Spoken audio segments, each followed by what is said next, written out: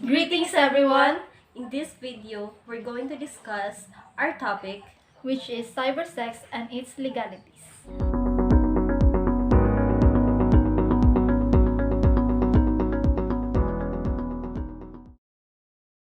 Cybersex, also called computer sex, internet sex, net sex, and cyber or cybering, is a virtual sex encounter in which two or more people connected remotely via computer network send each other sexually explicit messages describing a sexual experience. Cybersex is a subtype of technology-mediated sexual interactions. In one form, this fantasy sex is accomplished by the participants describing their actions and responding to their chat partners in a mostly written form designed to stimulate their own sexual feelings and fantasies. Cybersex often includes real-life masturbation. Environments in which cybersex takes place are not necessarily exclusively devoted to that subject, and participants in any internet chat may suddenly receive a message of invitation. The quality of a cybersex encounter typically depends upon the participant's abilities to evoke a vivid, visceral mental picture in the minds of their partners. Imagination and suspension of disbelief are also critically important. Cybersex can occur either within the context of existing or intimate relationships, especially among lovers who are geographically separated, or among individuals who have no prior knowledge of one another and meet in virtual spaces or cyberspaces and may even remain anonymous to one another.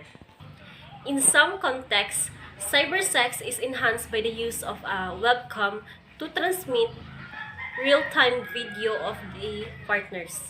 Non-consensual cybersex occurs in cybersex trafficking crimes.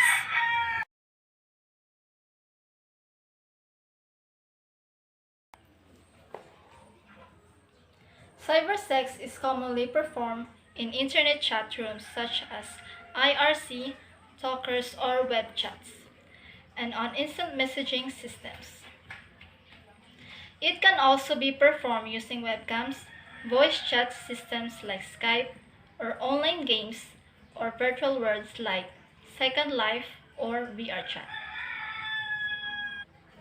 The exact definition of cybersex is specifically whether real-life masturbation must be taking place for the online sex act to count as cybersex is up for debate.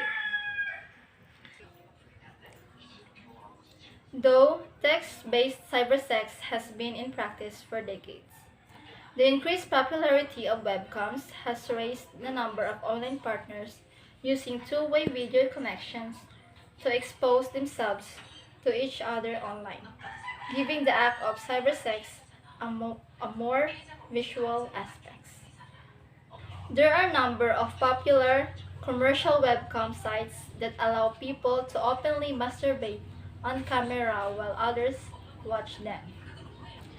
Using similar sites, couples can also perform on camera for the enjoyment of others. In online worlds like Second Life and via webcam focused chat services, however, internet sex workers engage in cybersex in exchange for both virtual and real life currency.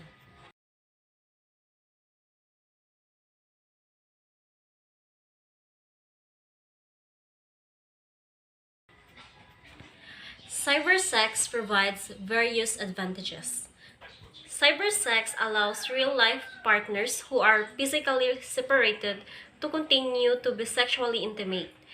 In geographically separated relationships, it can function to sustain the sexual dimension of a relationship in which the partners see each other only frequently face to face.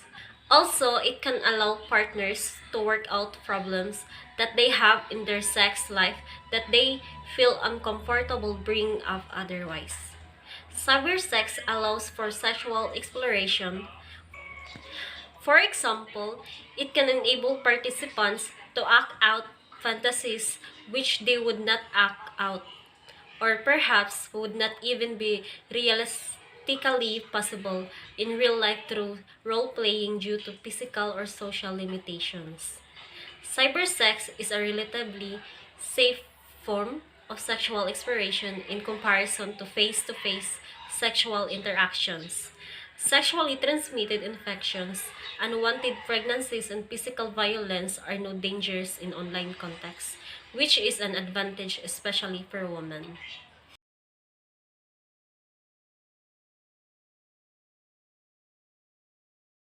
Cybersex is often criticized because the partners frequently have little verifiable knowledge about each other.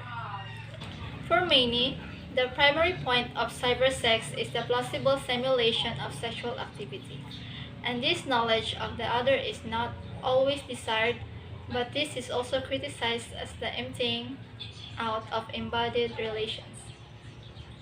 Privacy concerns are difficulty with cybersex, since participants may lag or record the interaction without the other's knowledge and possibly disclose it to others or the public. Cybersex trafficking is the live streaming of coerced sexual acts or rape. Victims are abducted, threatened, or deceived and transferred to cybersex dens. The dens can be in any location where the cybersex traffickers have a computer, tablet, or phone with internet connections. Perpetrators use social media networks, video conferences, pornographic video sharing websites, dating pages, online chat rooms, apps, dark websites, and other platforms. They use online payment systems and cryptocurrencies to hide their identities. Millions of reports of its occurrence are sent to authorities annually.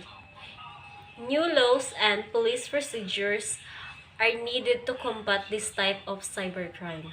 In the Philippines, the operation of cybersex dens is increasingly becoming a huge concern. From the early 2000s, various sex dens have been raided, resulting in the arrest of perpetrators and rescues of victims, some of them being minors as young as 2 years old. Filling the gaps in previous laws, the Cybercrime Prevention Act can be provide authorities a powerful way to address these offenses. The Cybercrime Prevention Act addresses the issue by specifically penalizing cybersex.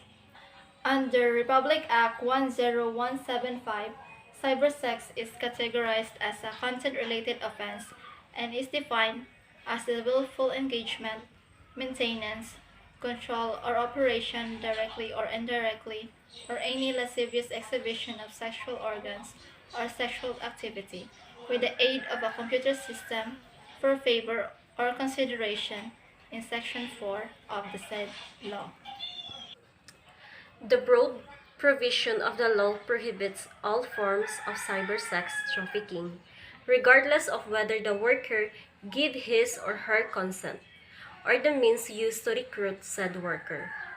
The inclusion of the word favor means that offenders cannot circumvent the law by claiming that there was no consideration paid. It must be acted that what the law contemplates is an element of engaging in business in order for it to constitute illegal cybersex, as held by the Supreme Court. It must be noted, however, that the law does not intend to penalize a private transaction between two consenting adults, as it only applies to persons engaged in a business or maintaining or operating the lascivious exhibition of sexual organs or sexual activity with the aid of a computer system. Aside from adopting the provisions of the RPC and Anti-Trafficking in Persons Act to apply to cyberspace, The law also expands the scope of the Anti-Child Pornography Act by increasing the penalty to be imposed if any of the acts punishable under that law are committed through a computer system.